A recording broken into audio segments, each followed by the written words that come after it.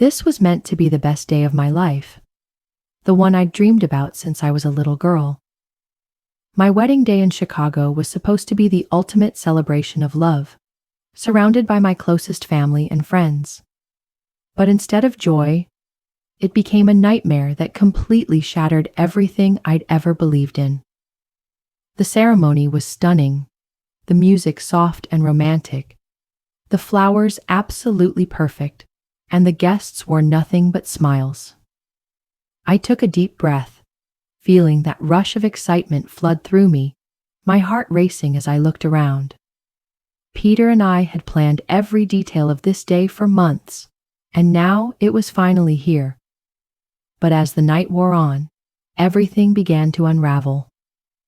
The first sign of trouble came when Peter's mother, Mrs. Johnson, approached me.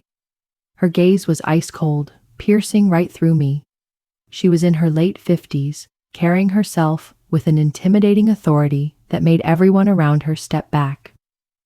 "Scarlett," she snapped, her tone laced with disgust. "I need to talk to you." Confused and hoping for something trivial, I followed her into a quieter part of the venue. But as soon as we were out of earshot, her expression hardened and she went off.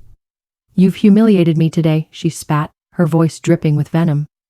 "You've made a fool of me in front of everyone. You've completely humiliated me in front of everyone here," she hissed, her voice cold with fury. I stood there stunned. I'd been nothing but gracious, respectful, and kind to her all day. "What are you talking about?" I asked, my voice trembling with confusion and hurt.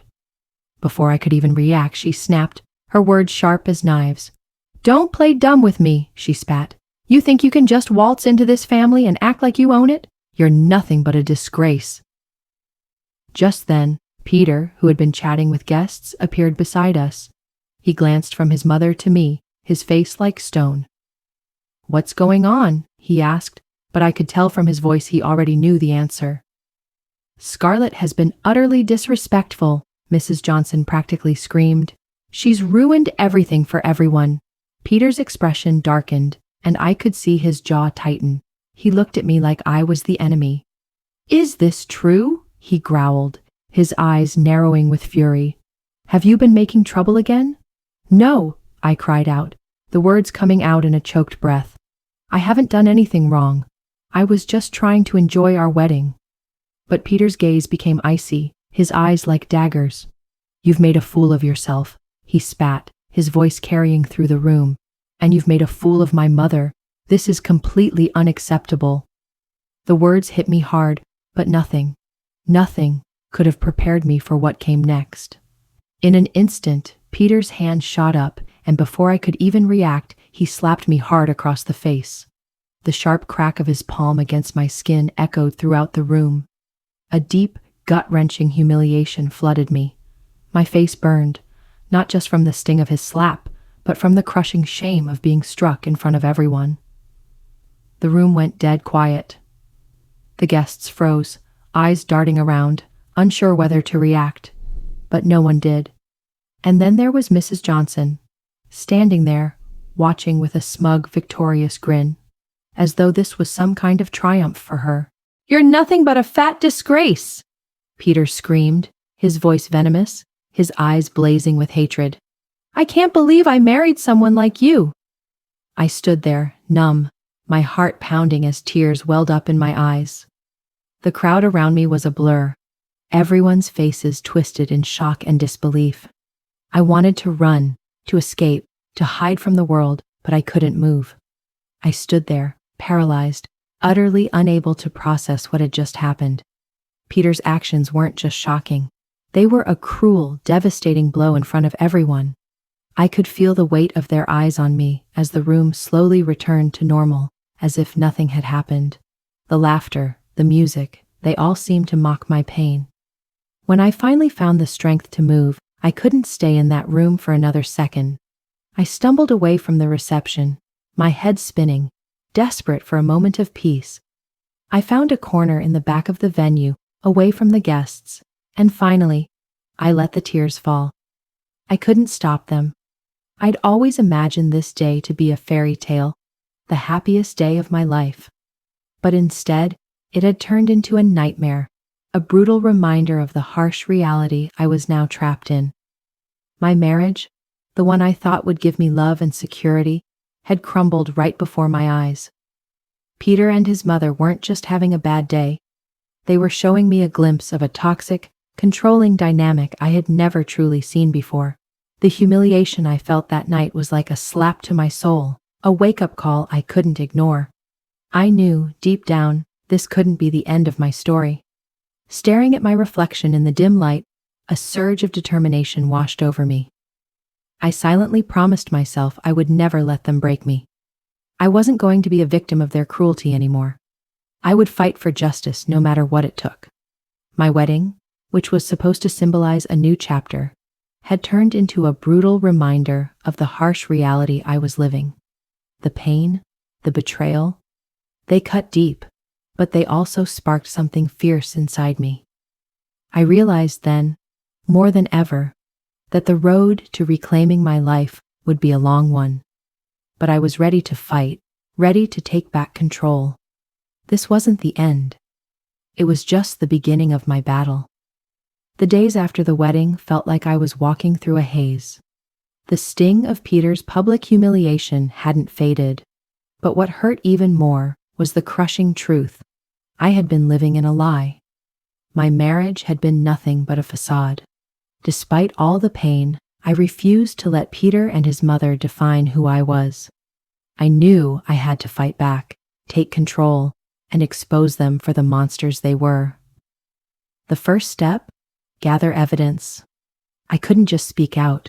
I needed proof of everything they'd put me through, the emotional and financial torment that had eaten away at me. That's when I decided to hire Detective Robert Hayes, a private investigator known for being discreet but effective. I reached out to him, and after a short meeting, he agreed to take my case. Detective Hayes was in his mid-40s, sharp, calm, and incredibly focused. As I told him about the wedding and the ongoing abuse, he listened carefully, absorbing every detail. "I know this is hard for you," he said with understanding, "but if you're ready to fight, I promise we'll uncover everything." For the first time in weeks, I felt a spark of hope. "I'll do whatever it takes," I told him, my voice steady. "I just need the truth to come out." With Hayes on my side, I began recording every conversation I had with Peter and his mother. It wasn't easy. It felt invasive and uncomfortable, but I knew it was the only way to expose their cruelty. I bought a tiny recorder and kept it hidden in my purse, making sure to capture every word. As I listened to the recordings, I was horrified by just how manipulative and abusive they were. One evening, Peter and I got into a heated argument over dinner. My recorder was running, and I could already feel the tension rising. "You're so useless," he spat, his voice dripping with venom. "Why can't you do anything right?" My heart pounded, but I kept my cool. "I'm doing my best," I said quietly. "But you're always so critical of me," he sneered, the words cutting like a knife. "Your best isn't good enough. You're a burden to me and my mother. Everyone can see it." The more I listened to the recordings, the clearer it became how deep their abuse truly ran. It wasn't just the humiliation in front of everyone. It was the years of emotional torment that followed me long after. Slowly, I started to see the full picture of their cruelty, a pattern that had been meticulously crafted over time. The realization fueled me, solidifying my resolve to bring them to justice. At the same time, Detective Hayes was diving into their financial dealings. He conducted thorough background checks and dug into their accounts, looking for any signs of corruption. A few weeks later, he came to me with some shocking news. "I've uncovered some disturbing transactions," he said, his tone heavy with seriousness. "It appears Peter and Mrs. Johnson are involved in some serious financial fraud." My pulse quickened as Hayes went on, explaining how massive sums of money were moving between accounts. "They may be embezzling from their clients," he added, confirming what I had already feared. The revelation shook me to my core, but it made sense in a twisted way. Peter was a financial advisor, and his mother had always been deeply involved in his business dealings. But now, their abuse had grown darker. They weren't just cruel, they were criminals. I realized I couldn't rely on just the financial evidence to bring them down. The recordings of our conversations were vital, but I needed something more, something that would tie everything together. That's when Anna, my best friend, stepped in. Anna, in her early 30s, was my constant source of strength. With a sharp mind and an unshakable loyalty, she had been my rock through all of this. When I showed her the evidence, her expression shifted from shock to pure determination. "This is more than just your fight," she said, as we sifted through the recordings and financial papers. "They're committing serious crimes. We have to expose them." Anna and I spent hours going over everything we'd gathered. We analyzed the recordings, identifying each instance of emotional abuse, and matched them with the financial documents. It was grueling work, but with every piece of evidence, I felt the fire inside me growing stronger. One evening, as we combed through the documents, Anna paused and looked up from her notes. "Scarlett, you've come so far," she said with a sense of pride in her voice. "You've gathered everything we need. Now it's time for the next step." I took a deep breath, feeling the weight of what was to come. "I'm ready," I said firmly. "They need to pay for what they've done." Our plan was risky but necessary. I would host a large event, a public affair, where the truth about Peter and his mother would finally come to light. Their lies and cruelty would no longer be hidden. It was both terrifying and thrilling, but I knew this was the final step in my transformation, from victim to fighter. The closer the event got, the heavier the weight of what I was about to do pressed down on me. But even in the face of that fear, I couldn't ignore the fire burning inside me. I was fighting for justice, and I wasn't going to back down. With Detective Hayes' expertise, Anna's unshakable loyalty, and the evidence we had, I felt more than ready. The journey had been long and grueling, but this was the turning point. I wasn't just going to take back control of my life. I was going to fight for what was right, no matter what. The day of the event arrived, and I could feel the tension in the air. The day finally arrived, and the tension was almost suffocating. Every detail had been meticulously planned. Nothing could go wrong. The venue, a grand hall, was beautifully decorated with an air of class that masked the raw truth I was about to expose. I'd invited family, friends, and media representatives, wanting to ensure that the truth would be broadcast to as many people as possible. As the guests filtered in, the buzz in the room was electric with excitement and curiosity, but inside, my stomach twisted with nerves. This was it, the moment of truth. Peter and Mrs. Johnson stood among the guests, their faces painted with false confidence, completely unaware of what was coming. The event kicked off with speeches and toasts, creating an almost celebratory mood. But inside, I felt like I was playing a part in my own tragedy. My heart pounded as the moment drew nearer. I took deep breaths, trying to steady myself. When it was finally time, I stepped up to the podium. The room fell into an eerie silence, every eye on me. I saw Peter and Mrs. Johnson exchange worried glances. They had no idea what was coming. Their smiles were still intact, but a flicker of curiosity in their eyes betrayed their calm. I paused, gathering my strength, feeling the gravity of what I was about to reveal. "Thank you all for being here today," I started, my voice trembling but resolute. What was meant to be a celebration of a new chapter has turned into something far more significant. The crowd's attention shifted, their intrigue growing. I pressed on. What I'm about to reveal has been buried for far too long. It's the truth behind the lies that Peter and his mother have built their lives on. Peter's smile slipped, replaced by a look of suspicion, his eyes narrowing as he assessed me. Mrs. Johnson, however, kept her face carefully neutral, but the tension in her stiffened posture was unmistakable. I took a steadying breath, my hand hovering over the remote. With a click, The screen behind me flickered to life.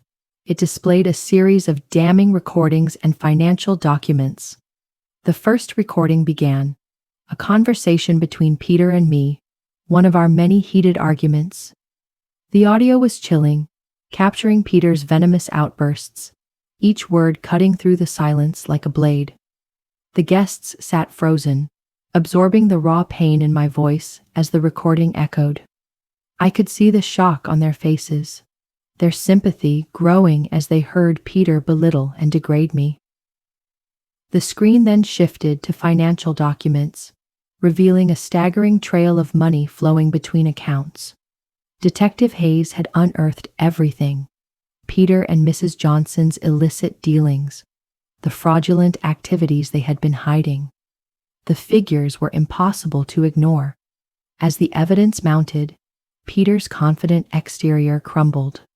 His face drained of color, his eyes frantically searching the room for a way out.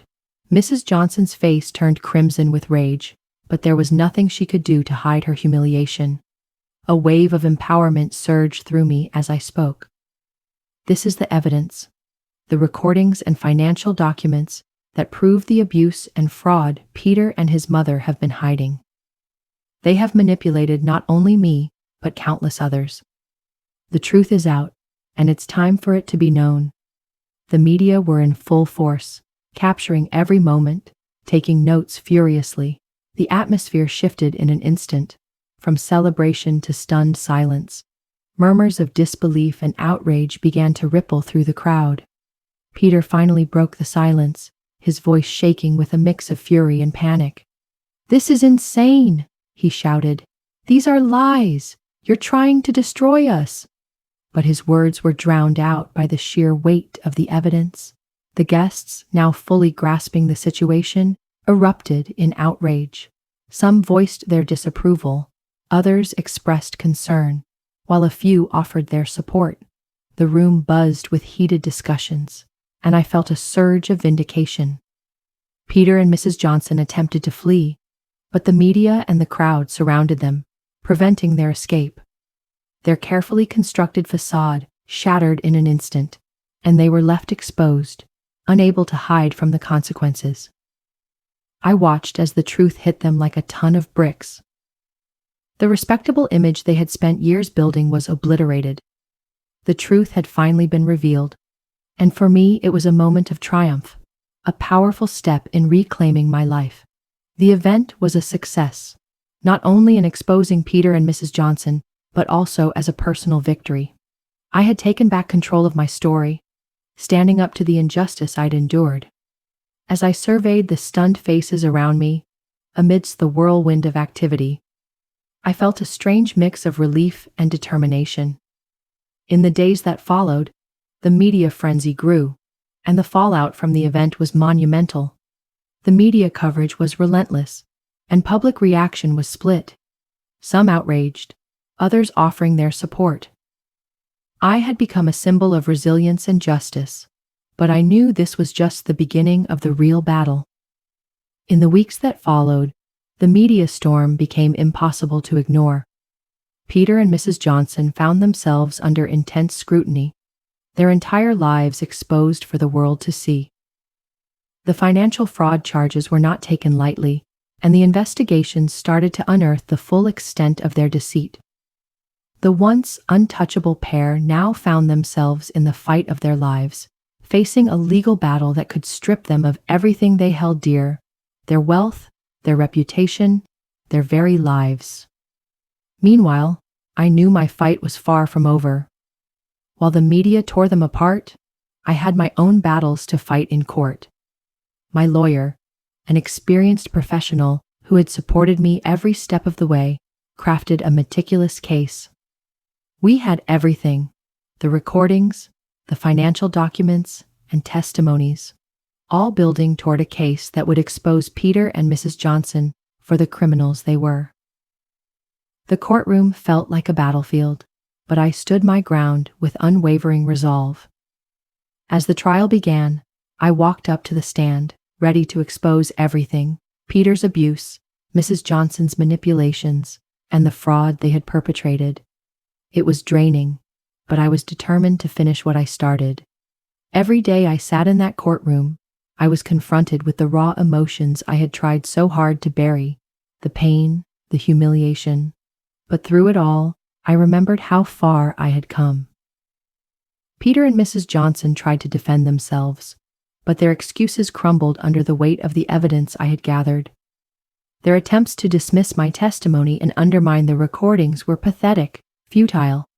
The financial documents told the undeniable truth, and there was nothing they could do to hide it. The trial reached its explosive climax when the judge delivered the verdict. Peter was found guilty of financial fraud, ordered to pay restitution to his victims. Mrs. Johnson faced her own consequences, a tarnished reputation and legal fines. And, as I'd hoped, the judge granted me a divorce, officially recognizing the emotional abuse I had endured. The victory in court was bittersweet. While there was a sense of relief, justice had been served. The process had drained me, both physically and emotionally. I was exhausted, but I couldn't deny the sense of accomplishment. I had fought for so long, and now, finally, I was free. The scars would take time to heal, but I had closure. With the court battle behind me, I knew it was time for a fresh start. I packed up my life and moved to a quiet home on the outskirts of Austin, far from the memories of the past. The peace of my new home gave me a sense of calm I hadn't felt in years. I sat on the porch, watching the sun dip below the rolling hills, reflecting on everything I had overcome. It had been a hard journey, one filled with pain and hardship, but it had also been a testament to my strength. I had taken back control of my life, stood up for what was right. Anna's support and Detective Hayes's help were invaluable. Without them, none of this would have been possible. The journey from victim to victor had changed me in ways I never expected. I had faced my darkest moments and emerged not just surviving, but stronger. The truth about Peter and Mrs. Johnson's cruelty was finally out, and I had taken control of my story. As I gazed over the peaceful landscape of my new home, a deep sense of peace washed over me. I had fought for justice, and in doing so, I had found a new sense of purpose. The past was behind me, and ahead lay a future full of new possibilities. My story wasn't just about survival. It was about empowerment, resilience, and justice. It was proof that even in the darkest moments, there is strength to be found. I had confronted my demons, exposed the lies, and emerged victorious. It had been a long and grueling journey, but in the end, it had led me to a place of peace and fulfillment. With the past finally behind me and the future ahead, I stepped into this new chapter with hope and resolve.